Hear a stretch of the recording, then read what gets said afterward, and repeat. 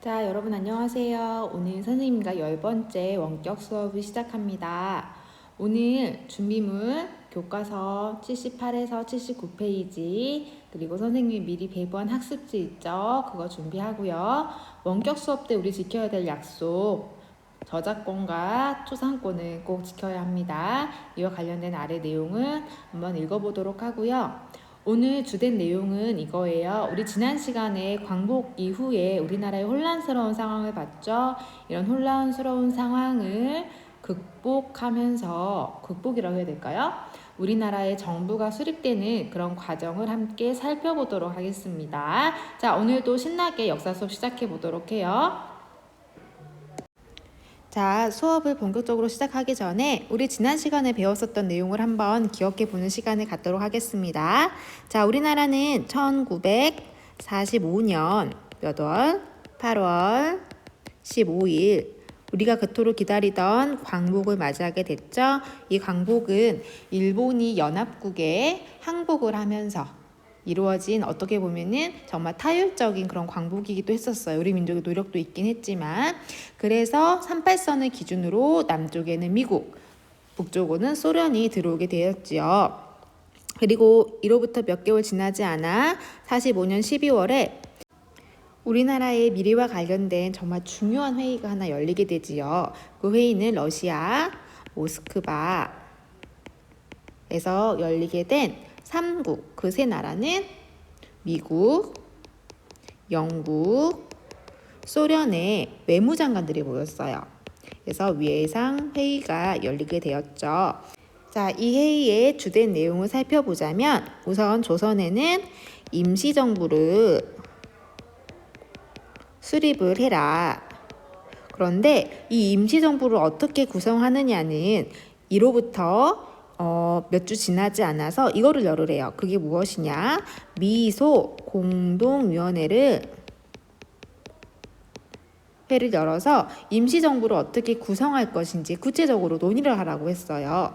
그래서 이때 논의를 거쳐서 구성된 임시정부는 제대로 제 역할을 못할 수 있으니 최대 5년간 4개 나라, 그 4개 나라는 미국, 영국, 중국, 소련의 신탁 통치를 실시할 수 있다라고 결정을 했었죠. 자, 이 소식이 국내로 전해지게 되자 우리나라 사람들이 민감하게 반응했던 부분은 이 부분이었죠. 신탁 통치. 절대 우리는 이 신탁 통치를 받아들일 수 없다. 자, 사실 여기에서 핵심은 신탁 통치보다는 임시정부 수립이라고 이야기를 했었죠. 이거는 안중에도 없어요. 신탁 통치로 이제 전 국민이 분열이 되게 됩니다. 자, 그래서 이 신탁 통치를 반대하면서 나는 모스크바 3상 회의의 내용을 전혀 받아들일 수 없어 라고 주장했던 사람들은 우익 세력이 되고요. 우익 세력이 주장하게 되지요. 반면에 이 내용을 명확하게 이제 받아들이고 이 회의의 핵심은 신탁 통치가 아니라 임시정부 수립이야 라고 주장하는 좌익들이 나타나게 되지요. 자, 그래서 이 우익과 좌익의 대립이 매우 심각해진 상황 속에서 이 회의의 내용이 구체화되기 위해서 우선 미소 공동위원회가 열리게 됩니다. 근데 이 회의에서도 미국 입장에서는 신탁 통치를 찬성하든 말든 모든 한국의 단체들을 참여를 시켜서 정부를 구성하게끔 하자. 근데 좌익과 소련의 입장은 그게 아니었죠. 일반적으로 임시정부를 수립을 하는데 모스크바 상무외상회의의 내용에 지지하는 사람들만이 들어와야 된다라고 이쪽은 주장을 하죠. 그래서 미소공의가 흐지부지 잘 이루어지지 않는 그런 내용까지 우리 지난 시간에 보게 되었습니다. 혹시 기억날까요? 그럼 오늘은 여기에 이어서 그 내용을 한 번 더 이어가 보도록 하겠습니다. 자, 미소공동위원회가 열려야지만 우리나라 임시정부가 좀 수립될 수 있는 그런 가능성이 보이잖아요. 또 당시에 우리나라 지도자들 같은 경우도 어쨌든 남한과 북한이 하나가 되는 통일 정부를 수립을 해야 된다라고 주장을 하고 있는 입장이었어요. 그런데 여러분이 알고 있는 여기 인물, 얼굴이 좀 약간 희미하게 나왔지만 이 인물은 누구냐? 이승만입니다. 우리나라의 제1대 대통령이기도 하지요. 이승만이 전국을 순회하면서 연설을 하게 되는데 1946년 6월에 어디에 갔냐? 이 사람이 순회를 하던 중에 정읍에 가게 돼요. 정읍에서 연설을 하는데 이런 내용의 연설을 하게 됩니다. 무엇이냐? 이제 우리는 무기 후회된 공의, 이 공의는 미소공동위원회를 말해요. 공의가 체계될 기색도 보이지 않으며 나는 통일 정보를 기대하지만은 이게 여의치 않으니 여기 나오죠. 뭐라 말을 하냐?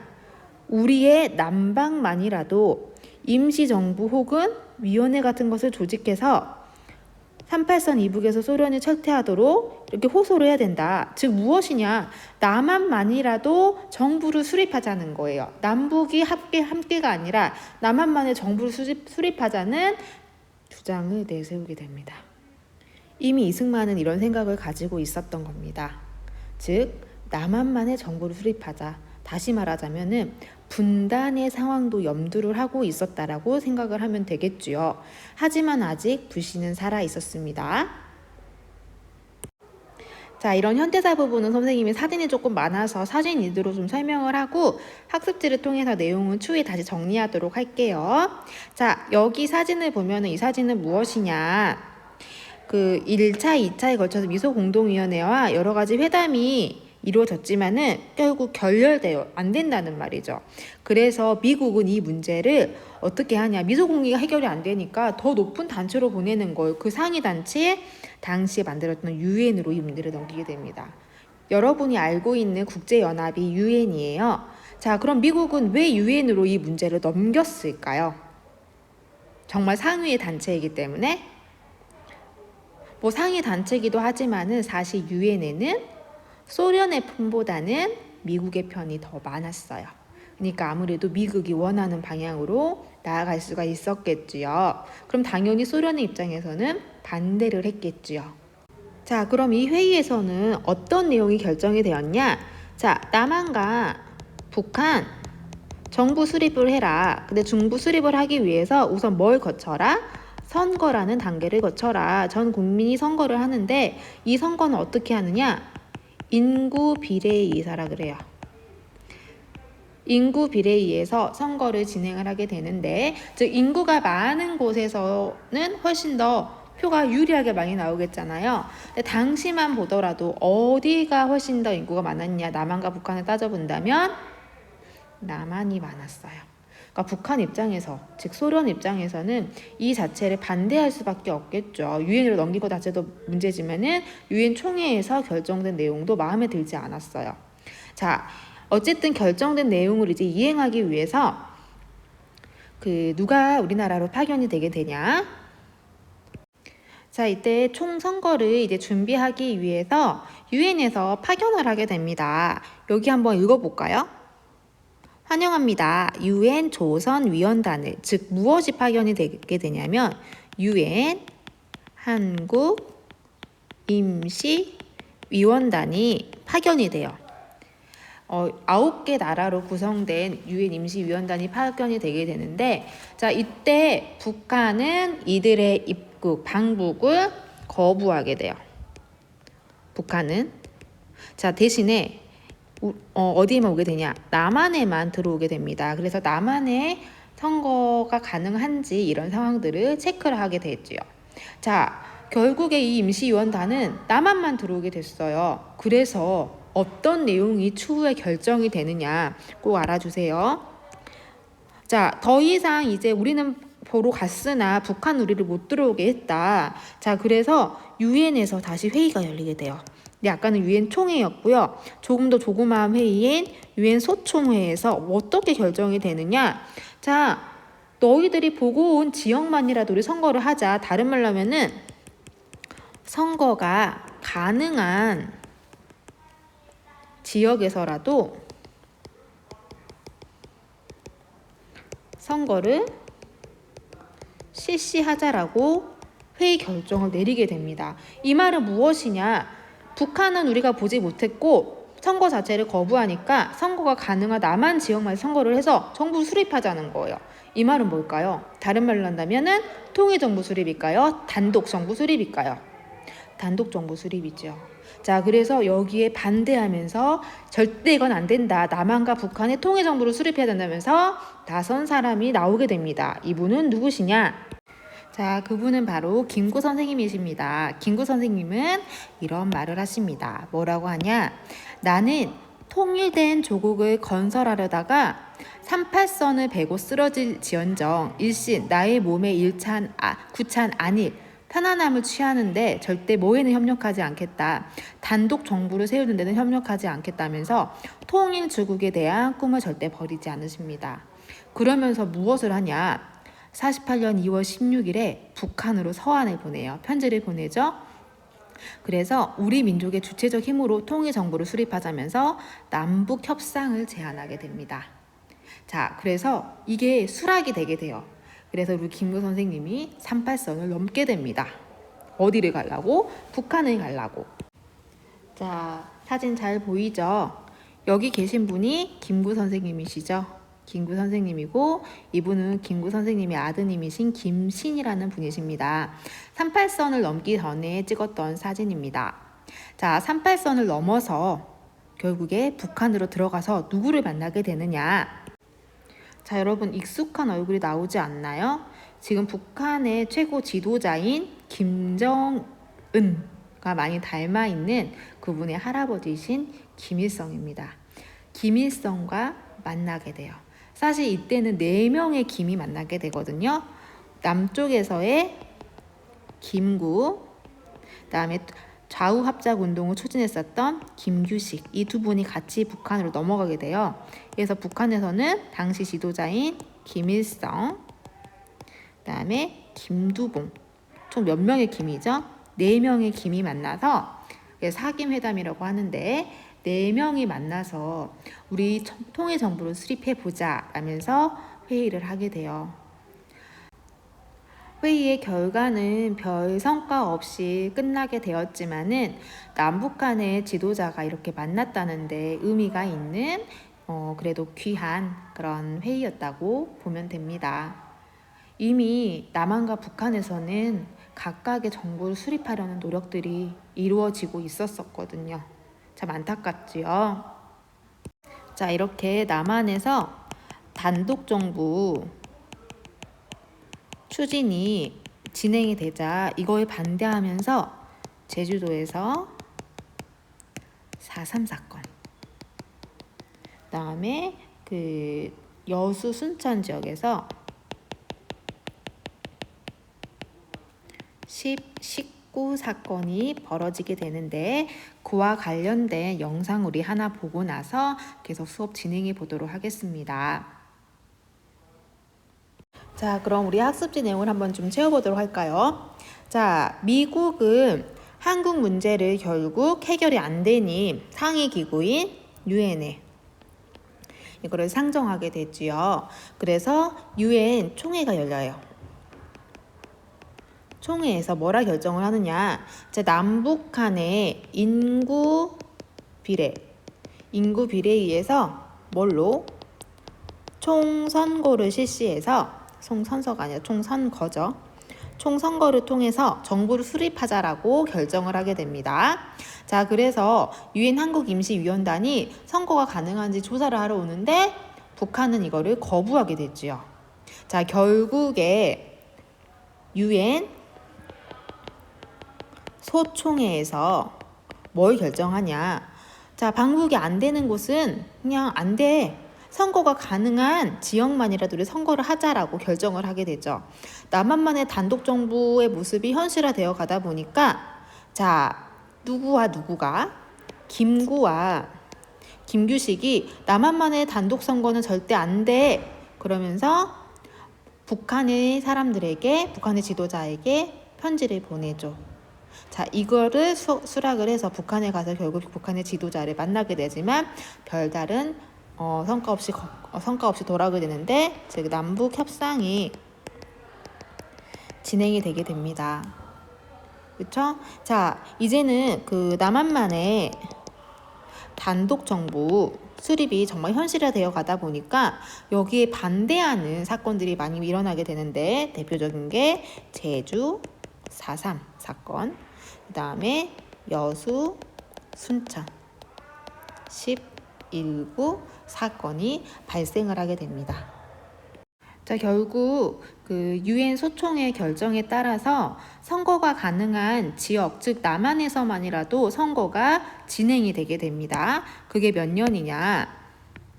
1948년 5월 10일입니다. 우리나라의 최초의 선거이기도 해요. 자, 그러면서 이런 포스터가 많이 만들어졌죠. 사람들에게 선거를 독려하기 위해서. 자, 그래서 그 내용을 좀 보자면 재밌어요. 투표는 뭐다? 애국민의 의무입니다. 기권은 뭐예요?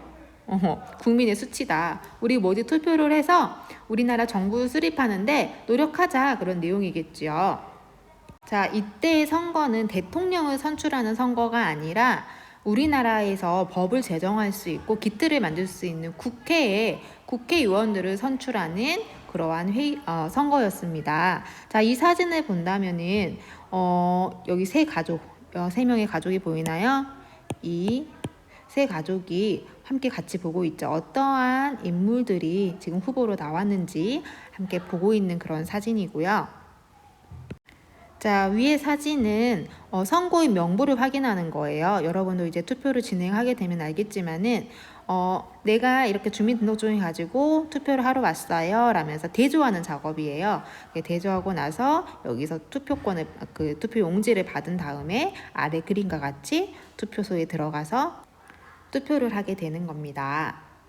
자, 이렇게 실시된 5월 10일 50선거라고 하는데 50선거는 우리나라에서 21세 이상의 성인 남자만이었을까요? 아니에요. 남녀가 투표권을 모두 가지고 투표를 실시한 최초의 보통선거였다는데 의미가 있습니다. 자, 그럼 이런 투표를 거쳐서 이제 선거를 거쳐서 국회가 구성이 되겠잖아요. 그쵸? 자, 5월 10일 선거위에서 뽑힌 국회의원들이 5월 31일 재헌국회를 개헌하게 됩니다. 헌법을 제정한 국회를 말하는데요. 우리나라 최초의 국회를 말합니다. 자, 이 국회는 할 일이 정말 많았어요. 우리나라 이제 정부가 수립이 됐으니까 그 틀인 헌법도 만들어야 되고 우리나라의 이름도 정해야 되겠죠. 자, 그래서 정식으로 우리나라의 국호를 뭐라 정했죠? 국호를 이때 대한민국으로 제정하게 되고요. 그리고 몇 월 며칠에 7월 17일 혹시 이날이 무슨 일 하는지 아나요? 이날이 예전에는 국경일이었는데 이 국경일에서 빠진 날입니다. 7월 17일 제헌절이에요. 헌법이 제정돼서 공포한 날인데요.